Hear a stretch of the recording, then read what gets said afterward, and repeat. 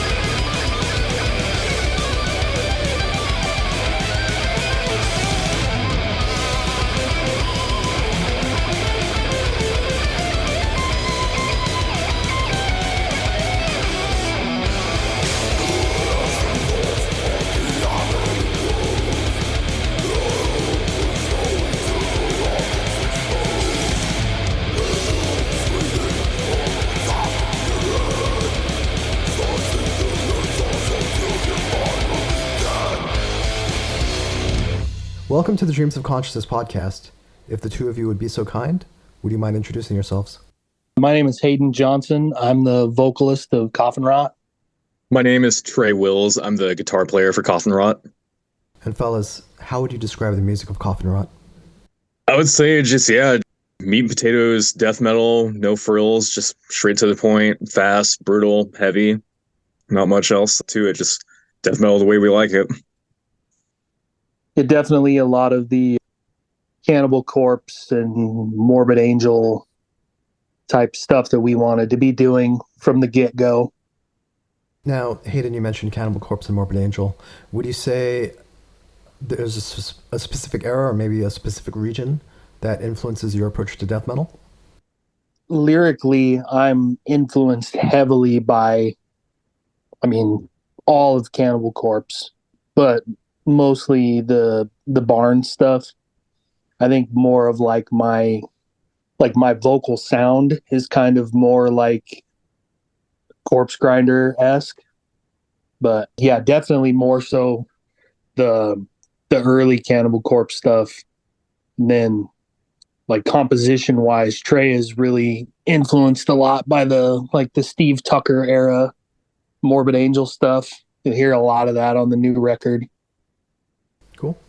But yeah, a lot of the like Florida and New York stuff. Sure. New York stuff, meaning like suffocation, internal bleeding, stuff like that? Yeah. Yeah. Maybe a little bit of immolation? Yes, a lot of that on the new record as well. Can you guys tell me how Coffin Rot came together, and Tre, how you ended up joining the band? Well, so actually what happened was my brother and I, Derek, who's the drummer, we had like a thrash band with Tre back in 2015.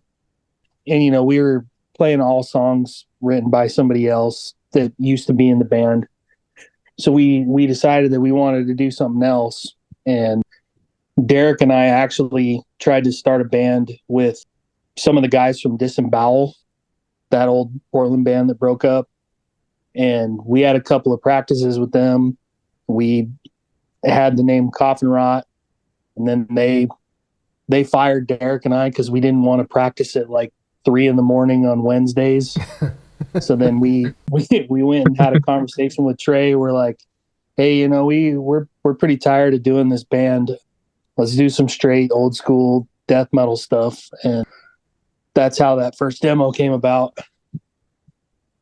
back in 2017. Tre, do you want to add anything to that? Yeah. Or anything about practicing at 3 a.m? Yeah. That I can't relate to. I'm on a pretty typical normal people schedule myself. But yeah, that sounds about right. Yeah. I remember Hayden telling me that they had the name Coffin Rot floating around for a while. And so eventually, I got text and call asking them if I wanted to do the project. And I said, like, yeah, hell yeah. When I ended up joining Chemical Warfare, like, I think I was maybe like the 3rd, 4th guitar player for that band at some point. So it was just nice to be able to start from scratch, do a band where essentially I wasn't just covering their old guitar players' material, just have my own stamp on it. Super fun. Now, were you the only guitarist on that first demo? Yes. In fact, I was the only guitar player up until, it's been so long. Up until maybe the end of 2023 or it was 2022 when Johnny first joined. That was the first time we've ever had a second guitar player, and he's still in the band to this day. So yeah, for the first demo, I played both guitar, bass.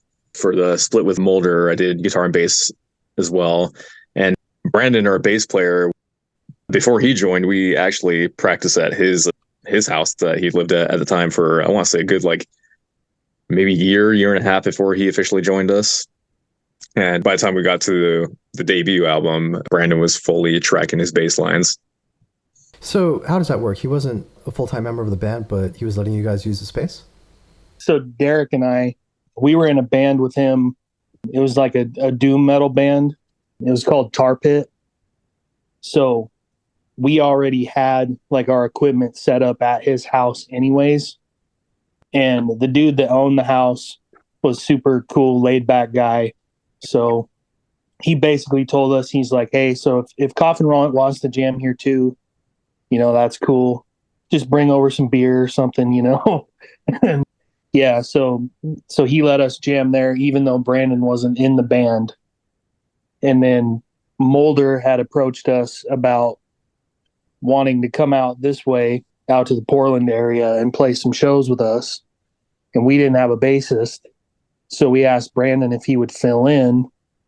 And he had such a good time filling in and learning the songs that eventually he wanted to join the band. So that's kind of how that happened. And as far as Johnny goes, was the intention always to add a second guitarist? Or was this a more recent decision? That was always the idea. I mean, at first we weren't too concerned about it because we wanted to get a good amount of songs written and ready to go before we were ever going to try to play live. But, we had been in talks with a handful of people about doing it, and it seemed like it was going to work out, and then things would get in the way. People would get bigger opportunities. So it just took us a long time to end up finding somebody that was able to really commit to it. And Johnny's been around about 2 years now, and he's been a great addition to the band.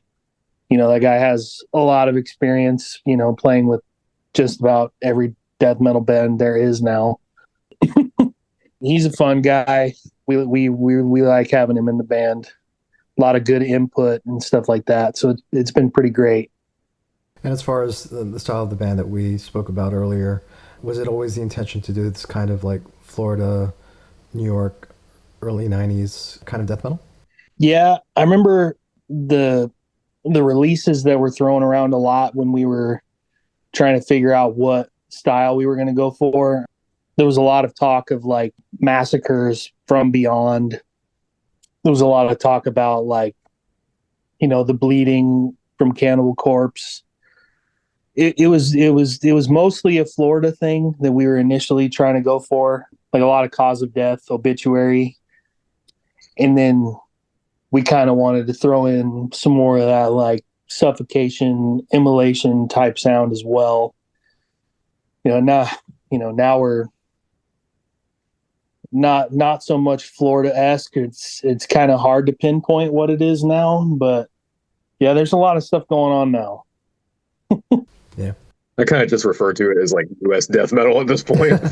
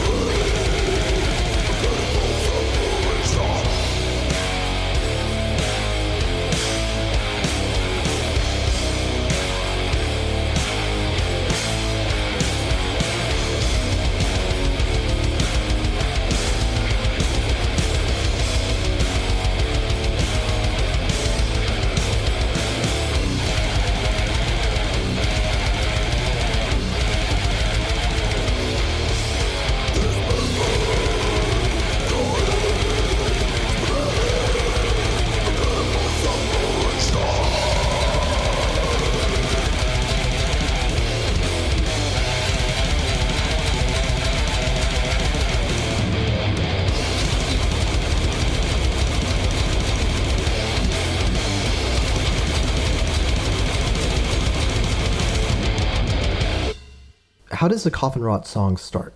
Does it start with you, Tre? Are you talking about just like how composition starts in general? Yeah.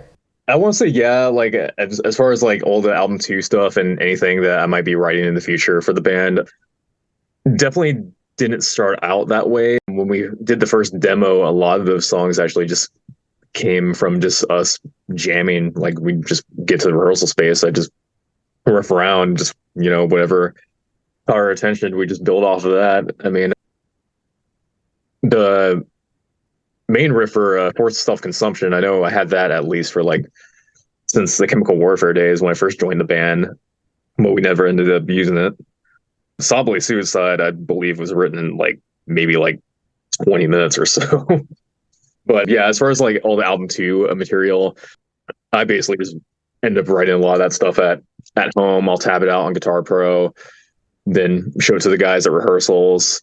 So for the most part, the album 2 material was like mostly done by the time like we get to rehearsing. Of course, the whole band definitely operates as a democracy, so everyone gets their input. We do make a lot of changes to the structure, so like even a lot of the songs I bring in may sound like totally different as far as like structure goes by the time we get done rehearsing it.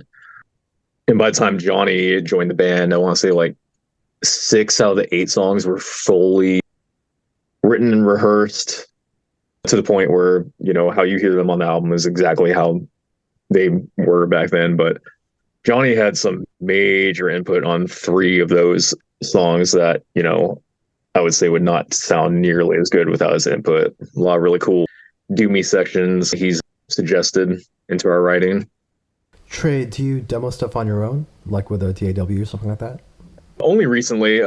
The majority of the time I've been playing guitar, I'd mainly just riff on my own, like either in my living room or in my bedroom. For the most part, I'll just write full songs sitting down. Then once I have like a full structure, I'll tab everything out on Guitar Pro. And when it's time to show the guys any of the new material that I have, I'll tab it out on Guitar Pro, email, Brandon, Johnny, have them learn the riffs, and then we'll all get together, play it as it, but then we'll, make any structural changes. And if any of the other guys have any inputs of how we should change stuff, like everyone will get their piece. I think one of my favorite things about Tre, aside from him just being like a chill dude in general, is he never takes like constructive criticism like personally. I've had a lot of times with other people that I've been in bands with, like if they come in with a riff and you're like, hey, like this, like I'm not so sure about that, then their immediate defense is like, well, if you don't like it, then you write the fucking riffs. and Tre's never been like that. And Tre can attest to it. Like I always have something. I can't play guitar to save my life, but I always have some kind of input whenever he brings something to the band. And Tre's always really good about listening.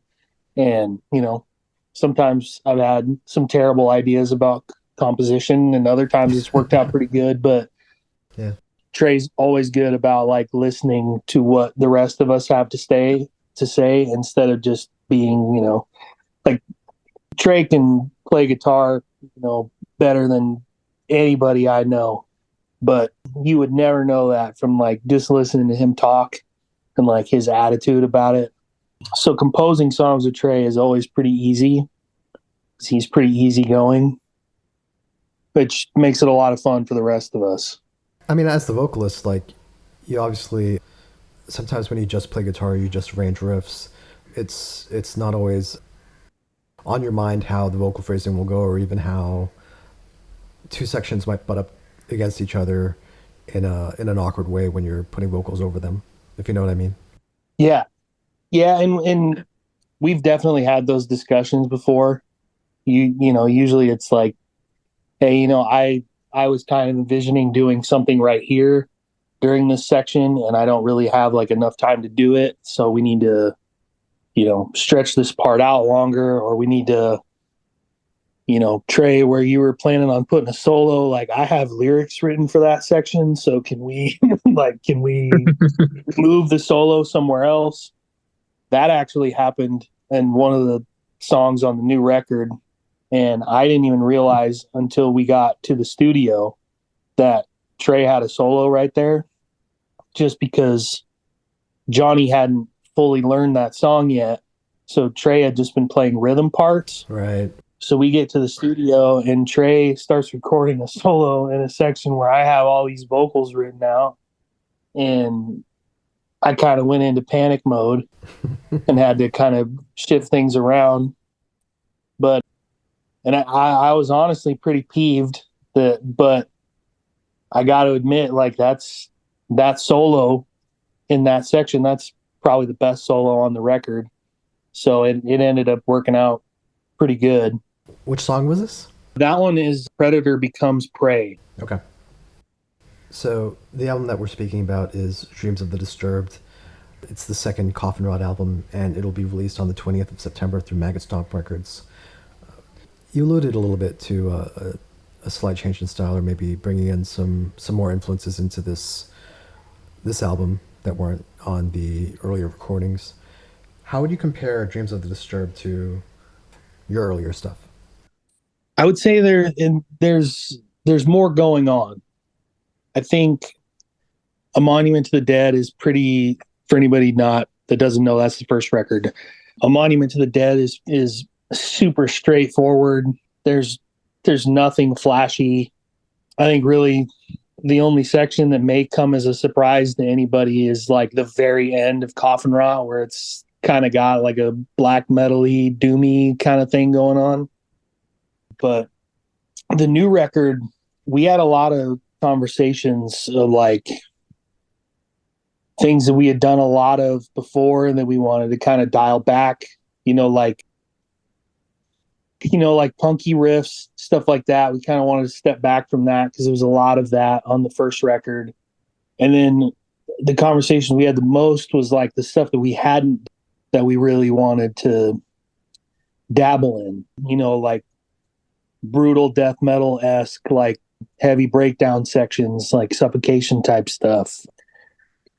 Some, atmospheric-y, like ambient, doomy kind of sections. We wanted to incorporate a lot of things we hadn't done before, all while still trying to make it obvious to everybody that like this is a Coffin Rot record.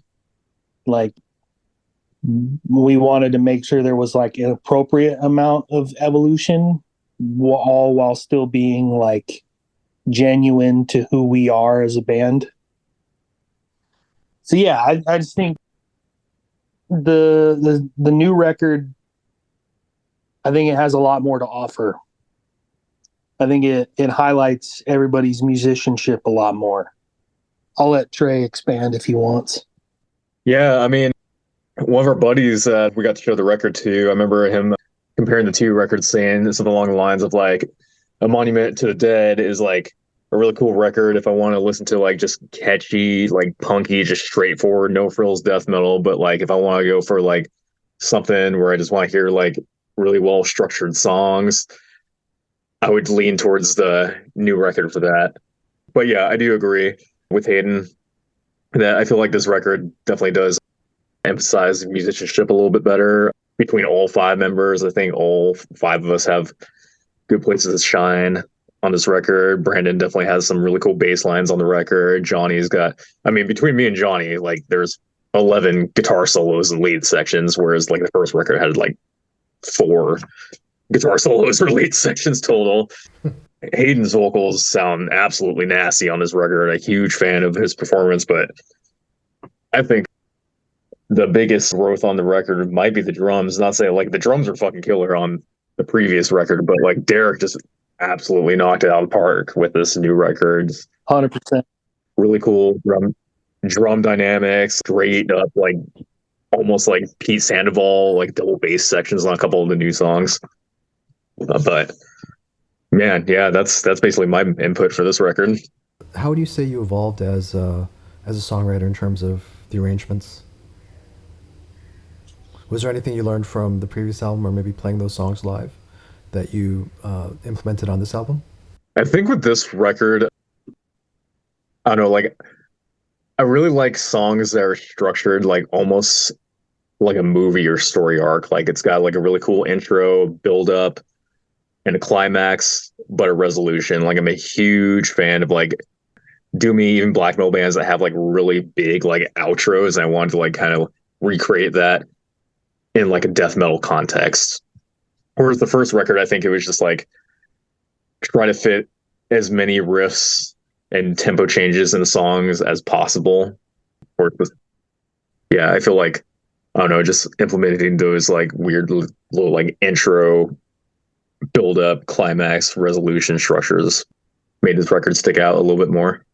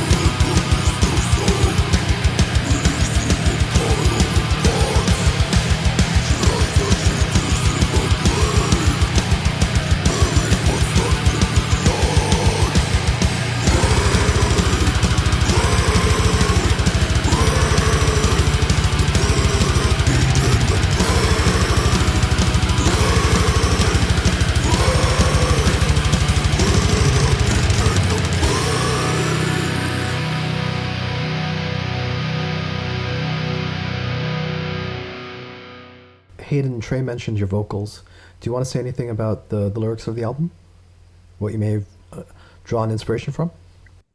Well, the first album, I would say, is a lot of it was influenced by like real life serial killer cases and like, you know, references to movies and stuff like that. And this time around, it's a lot more like original concepts. I just kind of wanted to, you know, the whole idea with like the composition was like we wanted to up the ante with everything. You know, we wanted faster, more aggressive, and that was what I was trying to do with the vocals too. Is just like I wanted to go darker and try not to have. I didn't want any like cookie cutter generic kind of stuff. I think I would say I spent a lot more time on all of these songs. And with these songs being more complicated than the first record, like they would have taken me more time anyways, but it was a fun challenge writing for this record. You know, some of the songs have an absurd number of riffs. So trying to make sure that all of these different sections that really needed vocals had stuff that was worthy of being there. And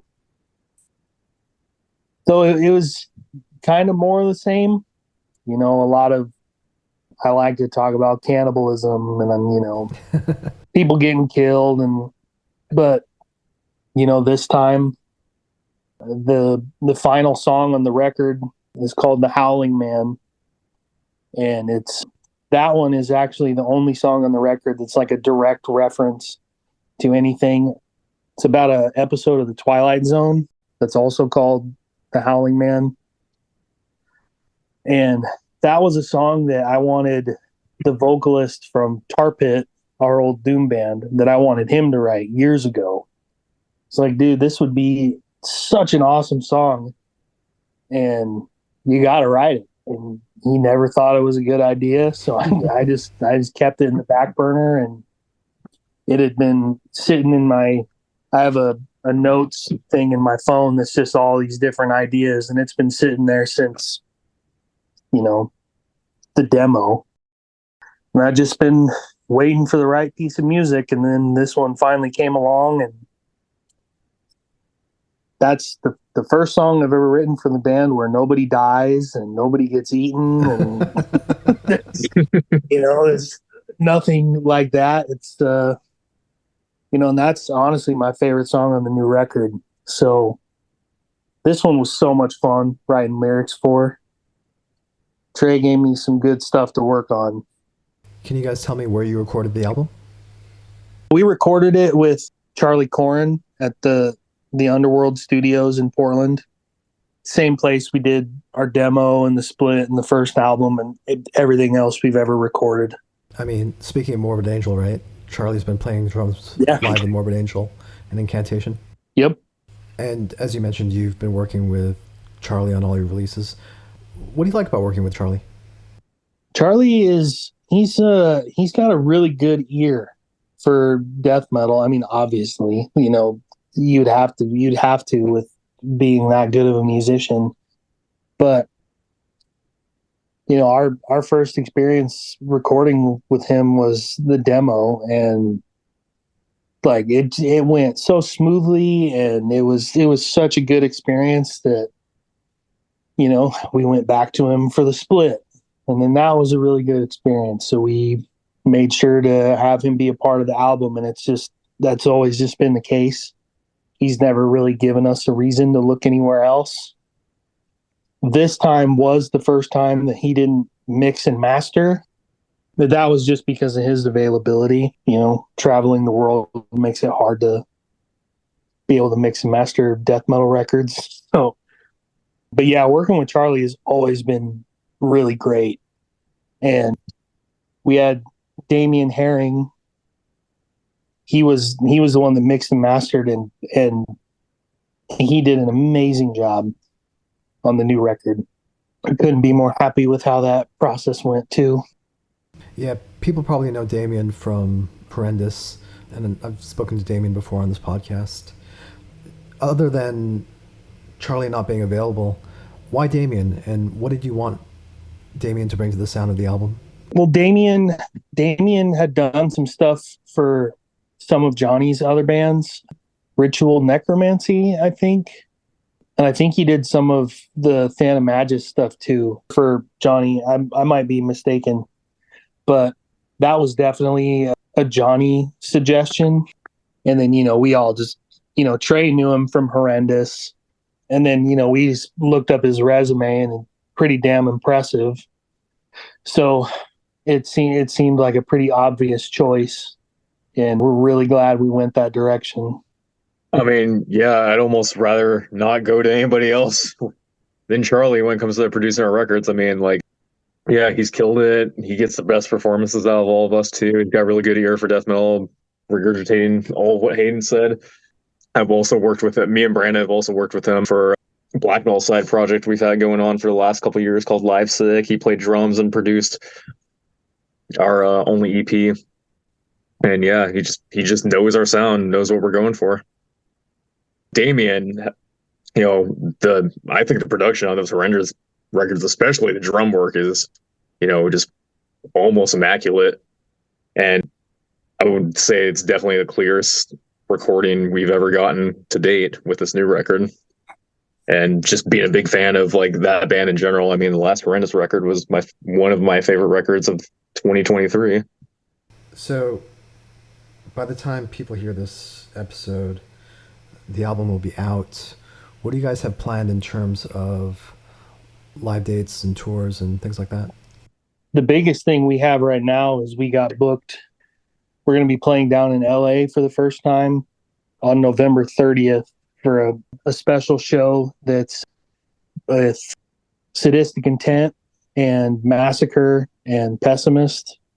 Sadistic Intent is doing 30th anniversary of the Resurrection, and Massacre is doing a special From Beyond set. So, needless to say, we were beside ourselves when we got hit up about playing that show.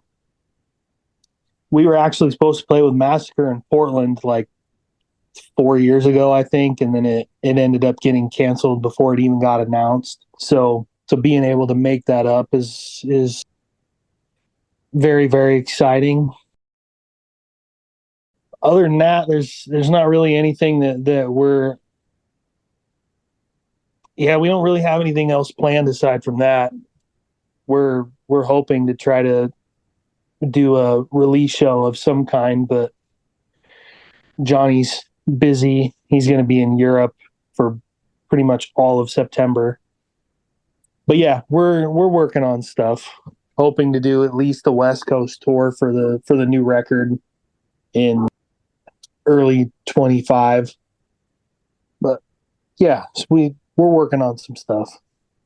So by the time people hear this episode or watch it on YouTube, Dreams of the Disturbed will be out through Maggot Stomp Records. Hayden and Tre, please tell everyone how they can order the album. What's the best way to get it? The best way to get the new record would either be from us at our merch table or from Maggot Stomp directly. You can find the links on their Instagram and Facebook and stuff. Eventually, we'll probably have it on our Bandcamp as well, but we usually like to hold on to our stuff for live performances. And Maggot Stomp is putting out a few vinyl variants, right? Yeah, there's 2 vinyl variants. Okay. It's like a goldish looking one, and then there's clear with purple splatter. So since this episode will be coming out a few weeks after our conversation, how many of those vinyl variants will still be available, do you think? That's a good question. I hope not a lot, but I want to, I would like to make sure that everybody that wants a copy gets one. So I guess buy them up as quickly as you can and hope for a repress. Yeah. And does all your merch go through the Bandcamp page? As of late, but yes, that's at this point, that's the only merch site we've used. We are looking into other options. And if people want to follow Coffin Rot online and get updates on tours and things like that, what's the best way to do that? We are definitely most active on Instagram. It's Coffin Rot Official. Also pretty active on Facebook, even though Zuckerberg doesn't seem to like us too much. But yeah, that's it. Just Instagram and Facebook. Cool. Is there anything else you guys want to add? Just, listen to the record, buy them. We appreciate the fans always, and yeah, just buy the new record.